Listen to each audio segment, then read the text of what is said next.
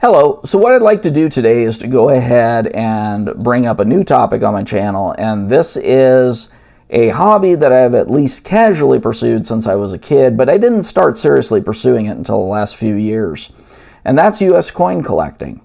Now, my goal with this video is to bring up kind of like the biggest mistakes that novices make when pursuing, say, coins of value in circulation. And so what I'm going to do is to kind of run through what I've seen are just the list of the biggest mistakes that novices make when pursuing these things. And so the first one I'm going to start out with, and I would say this is the biggest mistake that novices make when pursuing coins of value in circulation. The number one thing that they screw up and mess up on is they're not applying any critical thinking skills or a healthy dose of skepticism. Folks, it doesn't take a rocket scientist to figure out there is a ton of clickbait and scammer content out there on a hobby that literally relates to money, okay? So when you're seeing something out there that's telling you that your, say for example, your 2-year-old quarter is worth 4 figures or more, your first thought that enters your head should be, okay, what's the catch? That's the correct line of thinking when you first start out in this hobby, okay? It's not, oh, wow, I'm rich. No, it's, okay, what's the catch? All right? And that's the approach that you should take when you first start out pursuing coins of value in circulation, all right? Because I can't tell you, it's so sad. I've seen it countless times on various forums and groups where the best case scenario for the people who are not applying critical thinking skills or skepticism is that they end up looking foolish.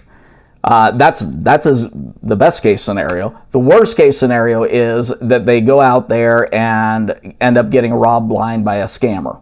And it's sad, but it happens all the time. And so I'm just putting it out there. I'm not trying to scare anybody, but be aware the sharks are out there and they are looking for people who are just making impulse buys.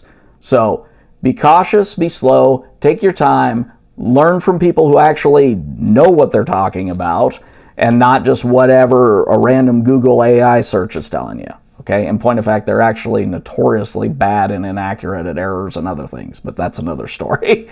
The next one is that based on the various clickbait and content material that's out there, there's just so many videos out there where people are just getting, it's all about the errors, the modern error coins. It's all about the one-of-a-kind, few-of-a-kind, what are commonly referred to as unicorn-type coins, and that's where all the focus and attention is.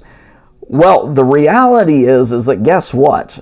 Statistically speaking, the areas where the two most least productive areas for coin collecting or collecting coins of value in circulation are, guess what? Errors and absolutely unicorns. Unicorns are by far the worst because they're one-of-a-kind, few-of-a-kind type coins out of hundreds of millions or billions. Okay? So, realistically, and I'm a high-volume roll hunter, so I will go ahead and let you guys know what my current ratio is. Okay?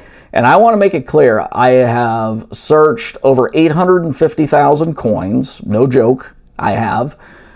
And my current ratio for finding older coins of value like silver and that sort of thing, as compared to even just minor errors that are worth maybe $5 to $10 on eBay, my ratio is currently 25 to 1. So I'm finding 25 older coins of value like silver and other things for every one minor error that I find that's worth maybe $5 to $10 on eBay. So that just kind of gives you an idea that, your primary area of focus, if your goal is to, get coins of value over time, is to definitely not put all your attention and focus on errors, because overwhelmingly they are a whole lot of effort for very little reward. And some of them don't even really have much value at all. So just something to consider and to think about. The next one is also, and I cannot stress this one enough, if you're looking to pursue coins of value, I spent 35 years, I need to clarify that, 35 years limiting myself exclusively to pocket change, and I have virtually nothing to show for it. I have a few older coins, common wheat cents and that sort of thing, and that's really about it. On the flip side, I won't post it here. I'll share in other videos coming up, my finds from roll hunting.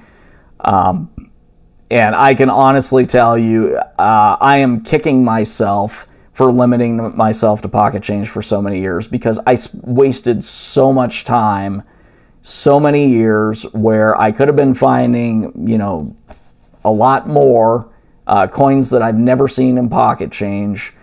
I just, as I said, from the perspective of somebody who's done both methods, I would strongly encourage you that if you have a desire to pursue value in circulated coins, that you step up your game and move beyond pocket change. You will thank yourself for doing so. So that's that's as deep as I'm going to get on that one.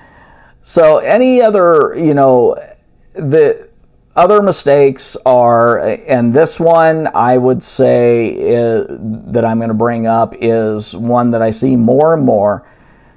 To tie into some of the others, I see a lot of people who go on various Facebook coin groups, they're going on various forums, sites, or whatever, and the problem is not only are they not doing their due diligence and research, and they're glomming on to whatever random AI-based source that's giving them a line of BS, they're also choosing to then turn around and argue with people who actually have real knowledge and expertise and are telling them, hey, look, there's nothing special about that little nick or mark on your coin that's scratched up and beat up and looked like it was handled by Freddy Krueger. Okay? These people are just choosing to argue, and they're looking for confirmation of their preconceived notions, and they're not trying to learn. And so that's what I'm getting at, is that realistically, go into the hobby with an open mind, all right? Go into it with an open mind. You are definitely going to run into some individuals who will give you a hard time, all right? Just be prepared for that. It can be a bit of a rough crowd for those who are experienced coin collectors. I'm just fair warning, okay? But the worst thing that you can do for yourself is to ask a question and then choose to argue when you are given good advice by people who have been in the hobby for a number of years. Because what happens there is two things happen. One, you're never going to learn anything accurate. And second of all, people aren't going to help you anymore. They're going to ignore you, move on, and no one's going to talk to you or want to help you out in any way, shape, or form, because what's the point? You're not willing to learn anything or willing to, put away your silly preconceived notions. So, anyways, those I would say, are probably the biggest 4 mistakes that novices make. Not applying critical thinking skills and skepticism, assuming that it's all about errors and varieties, thinking or limiting themselves to pocket change when they're trying to pursue coins of value. And then the last one is not being willing to let go of their preconceived notions and arguing with people who actually know what they're talking about. So I would say if you can avoid those 4 things, you're going to have a much better time, a much better experience, and guess what? You're also going to avoid a lot of scams and various other different things. I will add one more, and I cannot stress this one enough.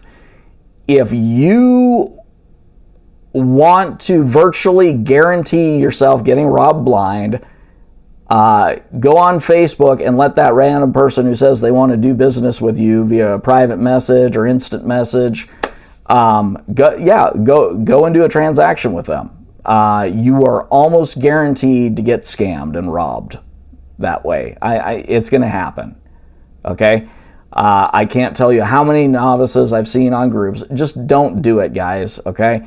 When you're first starting out in the hobby, if you have a local coin shop, I would strongly recommend starting there, because that is by far the safest place to go. All right?